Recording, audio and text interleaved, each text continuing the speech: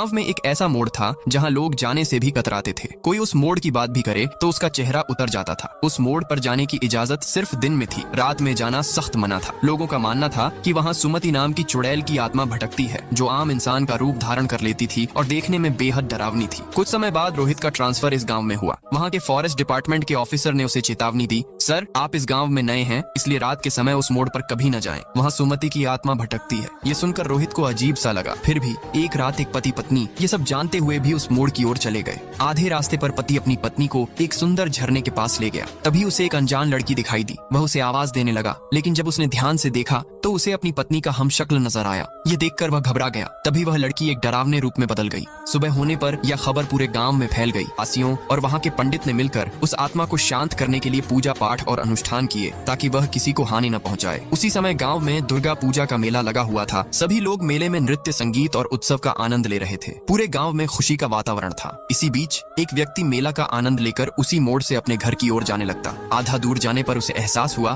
कि उसके पीछे कोई खड़ा है। वह घबराकर पीछे मुड़ा तो वहाँ कोई नहीं था। तभी उसकी नजर एक मृत शरीर पर पड़ी, जिसे देखकर वह भयभीत होकर वहाँ से भाग खड़ा हुआ। सुबह होने पर जब यह बात गाँव वालों को पता चली तो उन्हें एहसास हुआ कि पूजा पाठ और अनुष्ठान का आत्मा पर कोई प्रभाव नहीं पड़ा। तब गाँव के पंडित ने दिन में उस मोड़ पर जाकर एक नींबू को त्रिशूल पर रख दिया, ताकि आत्मा कुछ समय के लिए शांत रहे। लेकिन गांव में हो रही अजीबोगरीब घटनाओं के कारण सभी लोग भयभीत हो गए थे। हर किसी के मन में एक ही डर समाया हुआ था, सुमति की आत्मा का। उसी रात गांव की एक महिला प्रसव के लिए तैयार थी।